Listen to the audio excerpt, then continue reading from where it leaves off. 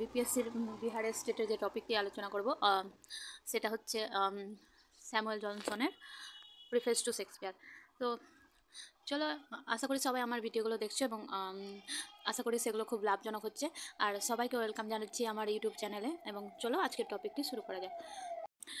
কে কখনো কখনো ডক্টর জনসনও বলা হয়, এবং তিনি একজন ইংলিশ রাইটার ছিলেন এবং পোয়েট, প্লে রাইট, এসেইস্ট, লেক্সিকোগ্রাফারও ছিলেন।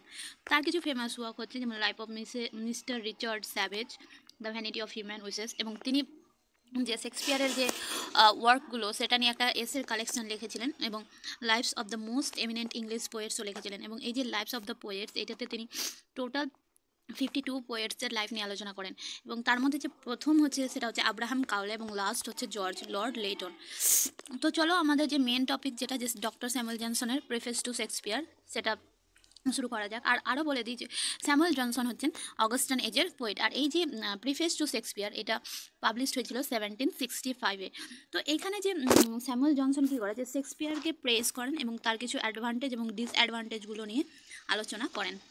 তো প্রথমেই বলে দিই যে শেক্সপিয়ারের যে রাইটিং, সেটাতে আমরা কিছু Fidelity to the facts of nature এরকম জিনিস কিছু দেখতে পাবো। এবং জনসন ডেসক্রাইব করেছিলেন শেক্সপিয়ারের ল্যাঙ্গুয়েজকে, তার যে ট্র্যাজেডি, কমেডি, তার মানে টেকনিক, এইগুলোকে প্রেস করেছিলেন, এবং কিছু কিছু যে ফল্ট ছিল সেগুলো ডিসকাস করেছিলেন তার প্রিফেস টু শেক্সপিয়ারে। তো প্রথমে যে প্রিফেস টু শেক্সপিয়ার, এটা ডিল করে জনসনের জাজমেন্ট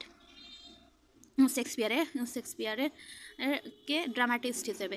তিনি ডেসক্রাইব করেন যে শেক্সপিয়ারের ল্যাঙ্গুয়েজ সেটা বোধগম্য, মানে কম্প্রিহেন্সিবল।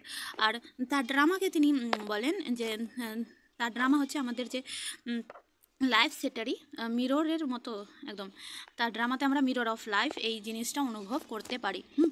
আর তার যে ক্যারেক্টার, সেখানে ক্যারেক্টারের মধ্যে মানে ক্যারেক্টাররা মনে হবে যেন একদম হিউম্যান বিইংয়ের মতো কথা বলছে, এবং ইউনিভার্সাল অ্যাপিল থাকে তাদের। তো শেক্সপিয়ারের যে প্লেগুলো সেগুলো মানে ততটা রিগোরিয়াস নয়, এবং এখানকার যে ক্রিটিক্যাল সেন্স, ট্র্যাজেডি হোক বা কমেডি হোক, এখানে একটা ক্রিটিক্যাল সেন্স থাকে।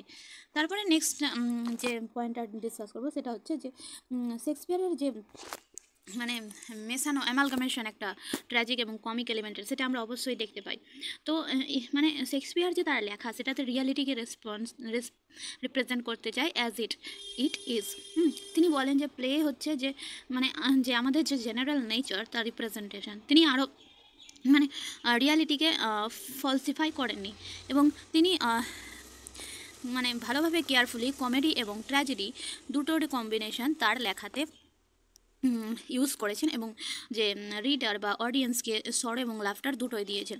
এবার হচ্ছে যে তার লেখাতে আমরা দেখতে পাবো রিয়ালিজমের টাচ তো অবশ্যই আছে, কারণ শেক্সপিয়ার যে হিউম্যান ক্যারেক্টারকে পোর্ট্রে করে তাদের মধ্যে একটা রিয়ালিস্টিক ম্যানার থাকে, এবং তার যে প্লে সেটা একদম ফুল অফ মানে প্র্যাকটিক্যাল অ্যাক্সিওম থাকে, ডোমেস্টিক উইজডম থাকে। তারপরে শেক্সপিয়ার 3 ইউনিটিও ইউজ করেছে তার লেখাতে, তার প্লেগুলোতে, মানে ইউনিটি। কিন্তু তার যে লেখাতে আমরা দেখতে পাবো যে ইউনিটি অফ টাইম এবং প্লেস ইউজড হয়েছে। তো যেহেতু আমরা এখন যে তার মানে অ্যাডভান্টেজগুলো, মানে তার যে ভালো যে গুণগুলো, সেইগুলো নিয়ে ডিসকাস করছি। যখন আমরা ফল্টগুলো ডিসকাস করবো তখন আমরা পরে সেগুলো আলোচনা করবো যে কী কী ফল্ট রয়েছে। তো জনসন বলেছেন শেক্সপিয়ার হচ্ছে একজন ট্রু ক্লাসিসিস্ট। আর শেক্সপিয়ারের যে ক্যারেক্টারাইজেশন, সেটা সেটা খুবই ডেপথ হয়, এবং ক্রিয়েটিভিটির সাথে তিনি ক্যারেক্টারগুলোকে অডিয়েন্সের সামনে তুলে থাকেন, যাতে অডিয়েন্সরা ডিলাইটও পায়, এবং একসাথে তাদের মধ্যে তারা যাতে ট্র্যাজিক যে ফিচার সেগুলোও অনুভব করতে পারে।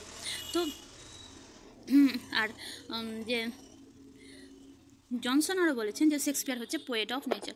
এবার শেক্সপিয়ারের লেখার মধ্যে যে ফল্টগুলো ছিল, সেটা হচ্ছে যে শেক্সপিয়ারের যে লেখার মধ্যে যে অ্যামালগামেশন ট্র্যাজিক এবং কমিকের, এটা হচ্ছে এক ধরনের ব্লেমিশ আর এক্সেলেন্স দুরকমই, কারণ তার যে কেয়ারলেস ম্যানার অফ পাবলিকেশনের জন্য।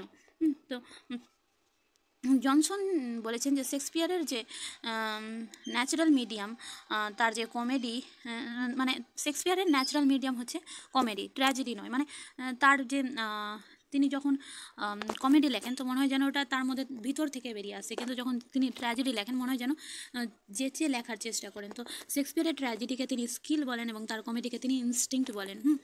আর জনসন আরও হেজিটেট করেন না মেনশন করতে তার ফলসগুলো, যেমন জনসন মানে শেক্সপিয়ার জনসনের মতামত অনুযায়ী অডিয়েন্সদেরকে শুধু ইনস্ট্রাক্ট করতে চেয়েছে, ইনস্ট্রাক্ট করতে মানে প্লিজ, শেক্সপিয়ার মানে প্লিজ করতে চেয়েছেন, ইনস্ট্রাক্ট না করে। কোনো মোরাল পারপাস দিতে চাননি, মোরাল ভ্যালু শেখাতে চাননি, মোরালি পিপলদের যে থিঙ্কিং সেটা ইমপ্রুভ করতে চাননি। আর আরেকটা জিনিস দেখতে পাবো যে শেক্সপিয়ার তার লেখাতে 3 ইউনিটি ইউজ করেছেন, কিন্তু জনসন ডিফেন্স করেছেন যে তিনি যে ইউনিটি অফ টাইম এবং প্লেস সেটাকে ইউজ মানে করতে পারেনি, মানে তিনি শেক্সপিয়ার নেগলেক্ট করেছেন ইউনিটি অফ টাইম অ্যান্ড প্লেসকে। আর জনসন তাকে ডিফেন্ড করেছে এবং বলেছেন তার যে ইউনিটি অফ টাইম এবং প্লেস এটা একটা গুড প্লের জন্য এসেন্সিয়াল নয়। তো এই যে যে চার্জেসগুলো জনসন শেক্সপিয়ারের উপরে লাগিয়েছেন। তারপরে হচ্ছে যে এখানে আমরা যে জনসনের যে স্যামুয়েল জনসন তার যে লাইভস অফ পোয়েটে বললাম 52 জন পোয়েটকে নিয়ে আলোচনা করেছেন, এবং যে জনসন হচ্ছে নিও ক্লাসিক্যাল এজের রাইটার, তো বা অগাস্টান এজের রাইটার। তো তিনি বলতে চেয়েছেন যে লেখাটা হবে মানে একটা যে টেক্সট হবে সেটা অবশ্যই মানুষকে মোরাল ভ্যালু সম্পর্কে জ্ঞান দেবে, বা যাতে লেখাটা মানুষকে ইনস্ট্রাক্ট প্লিজ দুটোই করে। তো এইগুলো সম্পর্কে তিনি শেক্সপিয়ারের ব্যাপারে বলেছেন। Thank you for listening and please do subscribe and like my channel. Thank